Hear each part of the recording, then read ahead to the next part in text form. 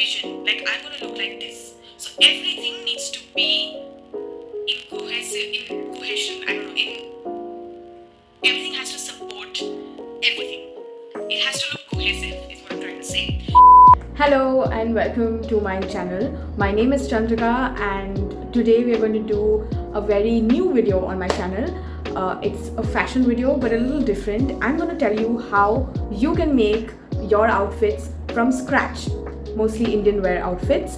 And yeah, I've been doing this for years now, so I thought I'll share some insights into the world of make your own outfit from scratch. Okay, so our country, India, is so rich in fashion wise, in its history, in the diversity in textiles, dyeing process, embroidery, the fabrics, the cultural significance of our clothes to the times that we live in is so vast. So utilizing what we have in our country already, what our country has to offer to us, utilizing that is actually promoting and venturing into our own culture and celebrating it. And that is a wonderful thing, and that is something that I've learned over the years while making my clothes from scratch. Before I start and tell you where you should start from, I want to tell you the advantages and disadvantages of making your outfit from scratch. So advantages, like I said, sustainability, creativity, your creativity,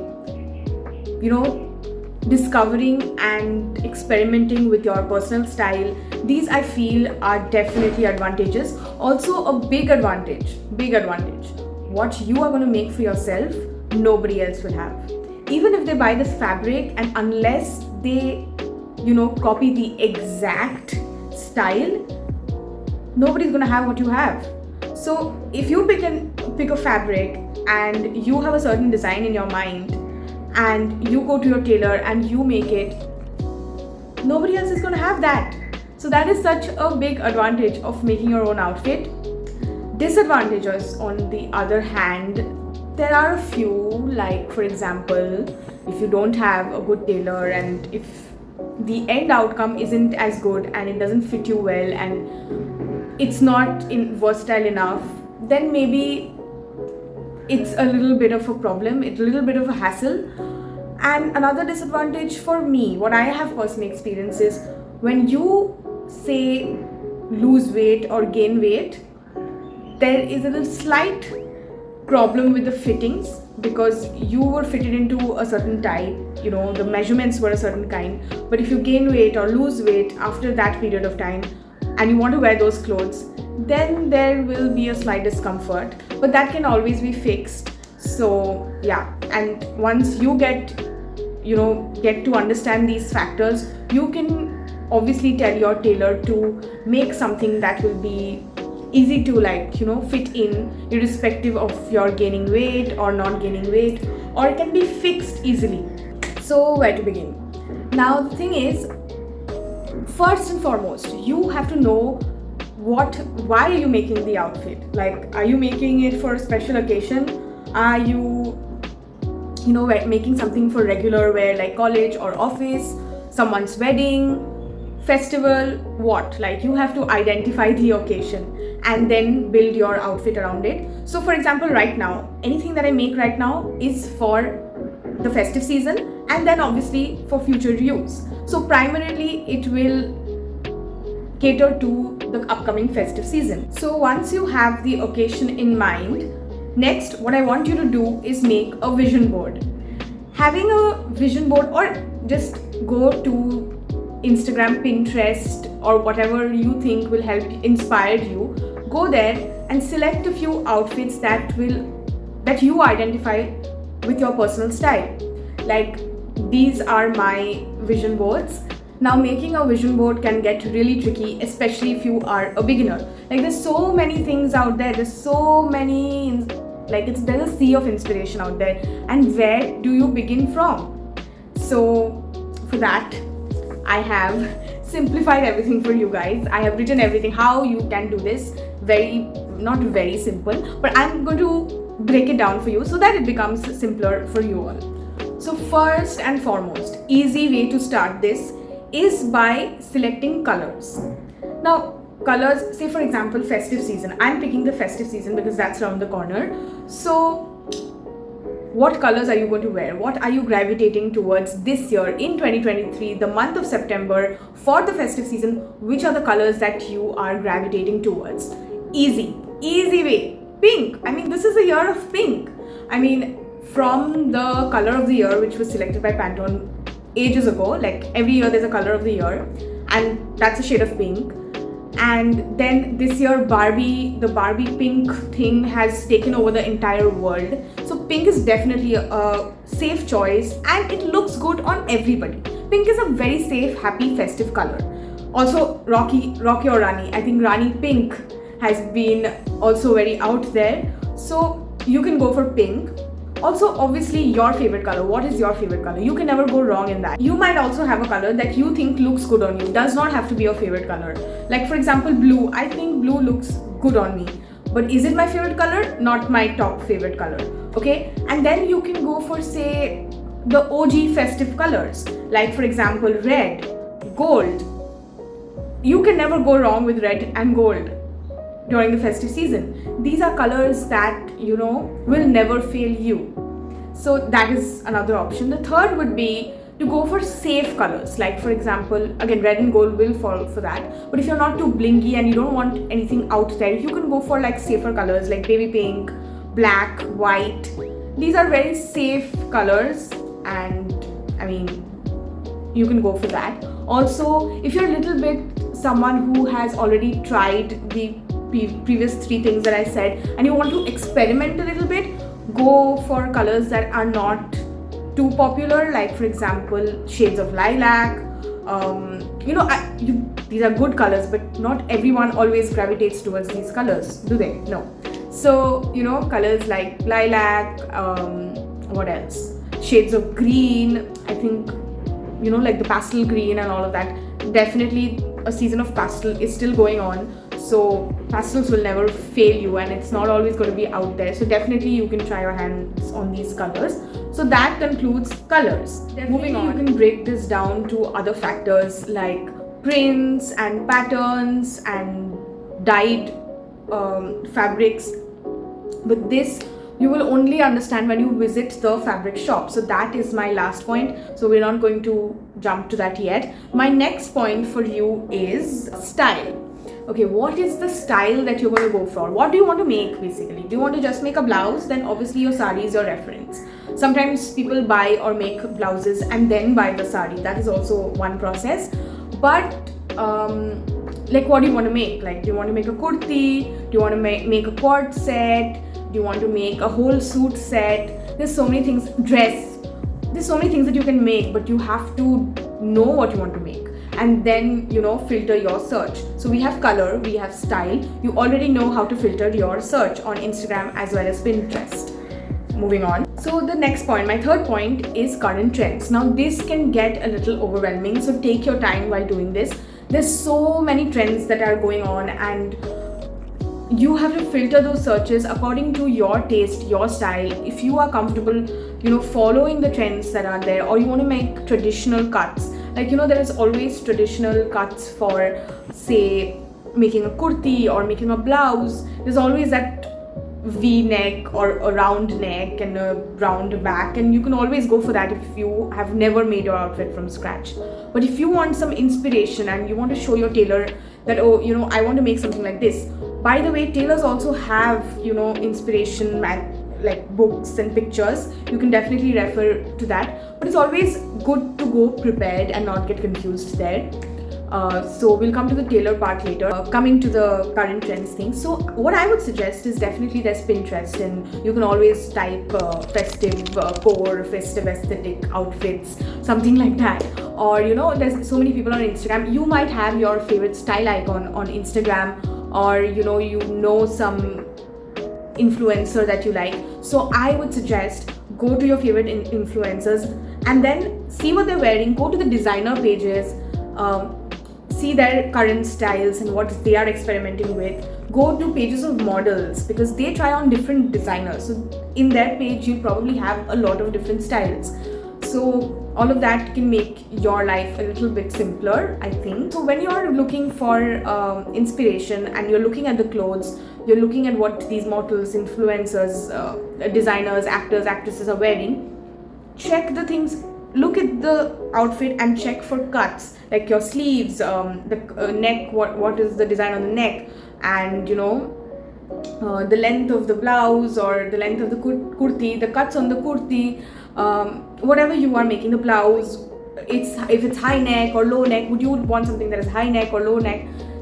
There are a lot of things that you have to see when you're looking at an outfit. So select these outfits and screenshot everything, save everything, and then go back to them and filter things out. By the way, if you have reached till here, I hope you have a notepad because I hope you're listing these things. I mean, obviously I would want you to watch my video again for reference, but if you write it down, it'll make things easier for you, like I have written it down here. Anyways, so if this trends thing is getting overwhelming for you and you have never made outfits from scratch, you're an absolute beginner, go to your family members, like go to your mother, go to your sister, go to your friends, your cousins, your aunts, uncles. They used to make clothes, especially our previous generation. They did make outfits from scratch because they didn't have these options or so many options in front of them, so they know better than us. So go to your mothers, your aunts, your grandmothers, and ask them for the traditional trends, the traditional colors, the traditional cuts, because some things don't go out of style. So for the next tip that I have for you all, this is a little bit tricky. Why I'm saying is, you might think it's not tricky, but it can get tricky. So for example, you have selected an outfit. Now what is the next step? Like, your outfit is also made. Now what is the next step? You will accessorize it. Accessories complete the outfit. So now, if your outfit is a very, very, very out there outfit and you want people to know, look, I have made this outfit from scratch, this is the hero outfit, then you keep your accessories minimal. But for example, you have selected a neck piece, say for example, and that neck piece is so intricate and so out there. What do? And maybe you have selected this accessory piece before you even thought of making an outfit or getting anything or buying anything. For example, it happened with me with this outfit.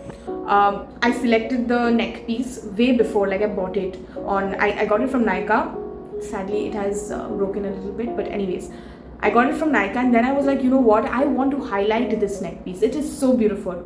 So I made an outfit centered around this neck piece. So what I'm trying to say is, hero one part of your entire look. So when I'm thinking about an outfit, I'm not just thinking about the blouse could look like this.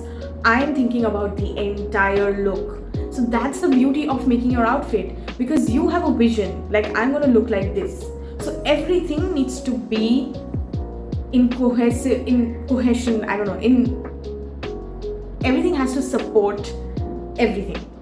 It has to look cohesive, is what I'm trying to say. Sometimes it happens, forget about just jewelry. Sometimes it happens that you have a dupatta, like in this outfit of mine. I had this dupatta which I got, I don't know from where, I don't remember. And I was so mesmerized by it. I was like, this dupatta needs to be shown to the world. So what do? I make an outfit that will not clash with this dupatta.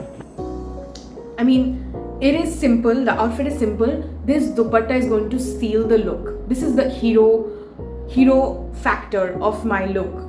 So you, at the end of the day, your look has to be very, very cohesive. It cannot be like, oh, this is also glam, that is also glam, and everything together looks completely odd. No, you don't want that. You want to look like a beautifully curated person. Okay. Now coming to the difficult 2 points. These are the last 2 points, but these are difficult points because this is where a person can get scammed. On if you are a beginner, it's a little tough. I mean, I've been doing this for the last 5-6 years, but I always take my mother with me because I can't do this on my own. I mean, she and we are a team when we are doing this. So if you have someone who knows fabrics and tailors and how to deal with them and how to understand fabrics, it's good. Even if you have someone, do your basic research. I mean, we as Indians, every state has their own type of fabric, embroidery, dyeing process. I mean, there's so much, India has so much to offer when it comes to fabrics. So research. research the kind of fabrics that you want to go for. Okay, otherwise your fabric, when you go to the fabric store and you see everything around you, people there will help you figure things out. Then not everybody will scam you. They will obviously want you to buy the high priced one, but they will tell you that okay, this is that. Also, something that you need to know is, for example, you're making something for the festive season. Can you wear it in winter or summer? Like, okay, you wore it once on you wore it in one of the days of Durga Puja, or you wore it on Diwali, but can you rewear it? I mean, obviously if you don't rewear it, what's the point? So can you rewear it in winter, or can you rewear it in summer? Like, what is the fabric like? So what is comfortable to you, you have to turn that outfit into that version of you. Simple as that. So I hope this point has not confused you. So now when you go to the fabric store, understand the fabrics. I mean, you will see a variety of fabrics that can be turned into anything, okay? But again, when I say anything, there are some clauses, some things, like for example, not all fabrics will look good as a sharara. For sharara, you need something flowy that will not restrict the flow and the whole structure of a sharara.